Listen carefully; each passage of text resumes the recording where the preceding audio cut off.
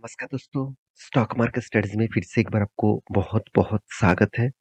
तो आज यहाँ पे मैं डिस्कशन करूँगा एक बहुत इम्पोर्टेंट टॉपिक के ऊपर, एक बहुत इम्पोर्टेंट न्यूज़ के ऊपर, जिसके चलते हुए 2 कंपनी के दोनों कंपनी को फ़ायदा होगा और दोनों कंपनी को थोड़ा-सा नुकसान भी हो सकते हैं।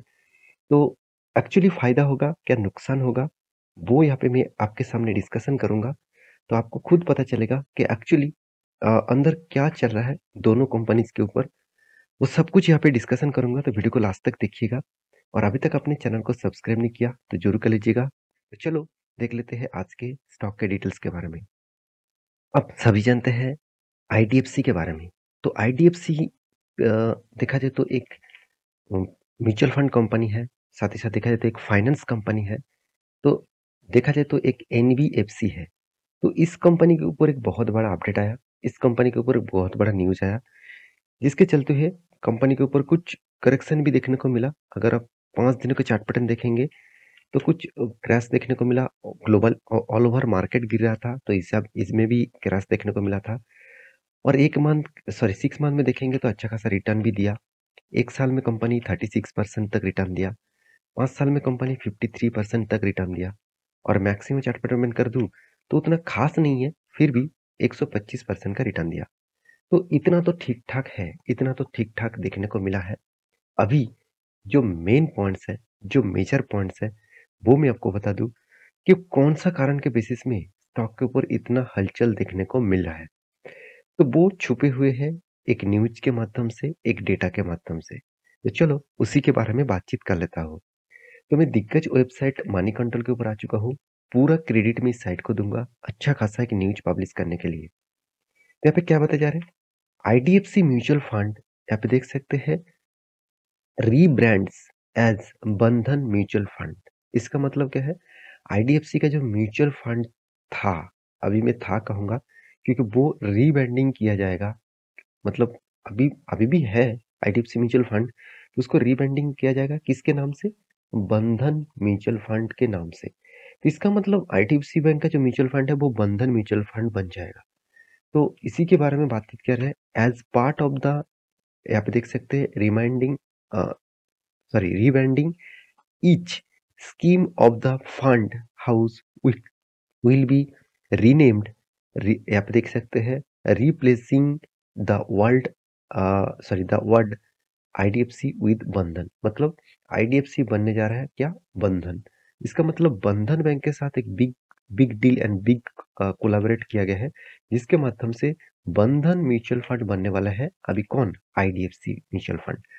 तो इसके डिटेल्स के बारे में बात करूँ, तो आप देख सकते हैं IDFC mutual fund is all set to, देखिए, adapt its new brand identity as Bandhan mutual fund from Monday March 13, 2023 as part of the, यहाँ पे देख सकते हैं rebranding each scheme of the fund house will be renamed, यहाँ पे देख सकते हैं replacing the word IDFC with Bandhan bank. इसका मतलब क्या है कि बहुत पहले से ही इस तरीके से बातचीत चल रहा था, अभी फाइनलाइज होने वाला है। आईडीएफसी म्यूचुअल फंड को अभी रीब्रांडिंग किया जाएगा, नया नाम से आप जान पाएंगे, बंधन म्यूचुअल फंड। तो आप कहेंगे सर इसमें फायदा किसको होगा, लॉसेस किसका होगा? ऑब्वियसली मैं जरूर कहूंगा लॉसेस आईडीएफसी का होगा। क्यों? क्योंकि आईडीएफसी इस म्यूचुअल फंड को जिस तरीके से खड़ा किया, वो अभी दूसरे एक रीब्रांडिंग के नाम से मतलब खुद का बिजनेस को ट्रांसफर कर रहा है। तो ऑब्वियसली खराबी हुआ ना। देखिए, मान के चलिए आप एक मैं एग्जांपल दे रहा हूँ। मान के चलिए यहाँ पे आपका बिजनेस है और आप 10 साल उस बिजनेस को चलाया। आपका बिजनेस का नाम है मान के चलिए ए, और आपका दोस्त का बिजनेस का नाम है बी, और वो इस फील्ड में देखा जाए तो वो भी 10-15 साल है। तो आप क्या कर रहा है? आपका बिज़नेस को आपका ए का नाम बी के साथ जोड़ रहा है। मतलब आपका जो ए का जो नाम था, वो अभी नहीं देखने को मिलेगा। आपका जो अभी नाम देखने को मिलेगा, वो बी नाम से जाना जाएगा।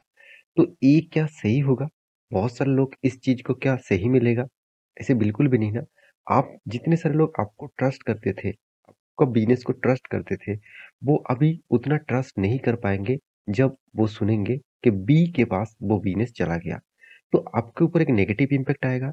साथ-साथ इस दूसरे लोगों को मतलब दूसरे के पास जो गया, दूसरे आपका दोस्त के पास जो बिज़नेस गया, वो भी लोग ट्रस्ट नहीं कर पाएँगे। तो यही इसी तरीके से हलचल यहाँ पे भी देखने को मिलेगा। तो देखिए मेरा खुद का ओपिनियन है, मेरे आपका ओपिनियन अलग भी हो सकते हैं। देखिए 13 मार्च इस तरीके से बातचीत किया गया है, इस रीब्रांडिंग के लिए जो आईडीएफसी बन जाएगा बंधन। तो इसमें फ़ायदा क्या होगा? देखिए दोनों मतलब बैंक बोल सकते हैं, दोनों एनबीएफसी बोल सकते हैं, दोनों एक साथ जुड़कर काम करने के लिए इस तरीके से बातचीत कर रहे हैं। तो मेरे हिसाब से ये एक पॉज़िटिव साइन ज़रूर कहूँगा और नेगेटिव साइन भी कहूँगा, क्योंकि दोनों तरीके से देखा जाए तो कुछ पॉज़िटिव भी है, कुछ नेगेटिव भी है। तो आपका क्या राय है? मुझे ज़रूर कमेंट करना। तो रही बात आईडीएफसी का, तो आईडीएफसी जैसे कंपनीज़ के ऊपर क्या निवेश करना सही होगा? देखिए, आप आईडीएफसी के डिटेल्स देखेंगे तो आईडीएफसी लिमिटेड वाज़ इनकरप्टेड 1997 और ये एक नॉन बैंकिंग फाइनेंशियल कंपनीज़ है। मैं पहले बता चुका हूँ एनबीएफसी है और regulatory by the reserve bank of India, मतलब ऑब्वियसली रिज़र्व बैंक के माध्यम से रेगुलेट किया जाता है। यहाँ पे देखिए आपको जो बताया आईडीएफसी फर्स्ट बैंक और आईडीएफसी एएमसी जो इसी का ही एक होल्डिंग कंपनी है। तो आईडीएफसी फर्स्ट बैंक के ऊपर इस कंपनी का जो होल्डिंग है 39.9998% का और आईडीएफसी एएमसी के ऊपर पूरा का पूरा होल्डिंग देखने को मिलेगा। तो इस कंपनी का फाइनेंशियली जो डेटा है, उस हिसाब से बताया जा रहा है कंपनी एसेट मैनेजमेंट के ऊपर काम करते हैं। एसेट मैनेजमेंट मतलब आप वो म्यूचुअल फंड भी बोल सकते हैं, आप वो फंड मैनेजमेंट भी बोल सकते हैं, वो आप पीएमएस भी बोल सकते हैं, मतलब पोर्टफोलियो मैनेजमेंट सर्विसेज भी बोल सकते हैं। तो इस तरीके से कंपनीज़ प्रोडक्ट के ऊपर काम करते हैं और इसी पे देख सकते हैं, आईडीएफसी फर्स्ट बैंक है, आईडीएफसी एसेट मैनेजमेंट है और म्यूचुअल फंड कंपनी भी इसी के साथ जुड़े हुए हैं। तो अभी ये जो चेंजिंग देखने को मिला, ये जो आईडीएफसी जो बंधन बैंक के साथ कोलैबोरेट करके आईडीएफसी म्यूचुअल फंड को बंधन म्यूचुअल फंड बनाने जा रहा है, तो इसमें कंपनीज़ का थोड़ा-सा तो फ़ायदा होगा ही, कुछ सोचकर ही इस तरीके से डिसीज़न लिया है उसका मैनेजमेंट टीम ने। तो मेरे हिसाब से फ्यूचर में आपको देखने को मिलेगा, क्या होने वाला है, किस तरीके से चेंजिंग होने वाला है। तो एक बात मैं ज़रूर कहूँगा, आईडीएफसी जो है, वो एक छोटा-सा कंपनी है। हाँ, एक स्टेबिलिटी कंपनी मैं ज़रूर कहूँगा, एक स्ट्रेंथ भी है इस कंपनी के ऊपर, इनकम भी अच्छा खासा है, साथ ही साथ कंपनी का कोई कर्ज़ा नहीं है, कंपनी का पैरामीटर्स जो है, वो अभी वीक में है, उतना पॉज़िटिव में नहीं है, फिर भी धीरे-धीरे करके कंपनी कोशिश भी कर रहा है। तो इस कंपनी के ऊपर आप स्टडी करना, लॉन्ग टर्म के लिए ज़रूर सोचना। एक रिस्की कंपनी ज़रूर है, कंपनी का sales growth, profit growth, return of equity सब कुछ नेगेटिव में है। तो सिर्फ रिटर्न देखकर निवेश मत कर लेना कि 3 साल में 50% के आसपास रिटर्न दिया, 1 साल में 38% का रिटर्न दिया, ऐसे सोचकर कभी भी निवेश मत करना। तो मैं ज़रूर कहूँगा आप प्लीज़ इस कंपनी के ऊपर स्टडी करना और इसके ऊपर उसके बाद डिसीज़न लेना। तो इस न्यूज़ आपको कैसा लगा और इस न्यूज़ से आपको क्या सीखने को मिला? तो मुझे ज़रूर कमेंट करना। मिलते हैं इसी तरीके से नया टॉपिक लेकर, तब तक के लिए अच्छे से रहिए, अपने ख्याल रखिए। Bye bye.